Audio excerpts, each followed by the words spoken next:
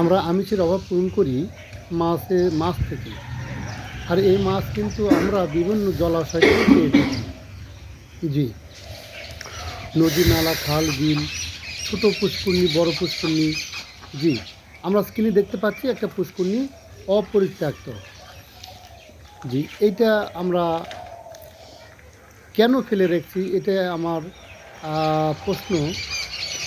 কারণ যদি এই পুকুরে আমরা চাষ করতাম, আমাদের আমিষ যোগানি অনেক মাছ এখান থেকে আসতো, যা আমাদের দেশ, সমাজ তথা গ্রাম অনেক উন্নয়ন হতো। জি, এজন্য কর্তৃপক্ষকে আমি দৃষ্টি আকর্ষণ করে বলতে চাচ্ছি এটাই যে আমরা পুকুরগুলো পরিষ্কার করে মাছের চাষ শুরু করে দিই। আসসালামু আলাইকুম, ভালো থাকবেন সকলে।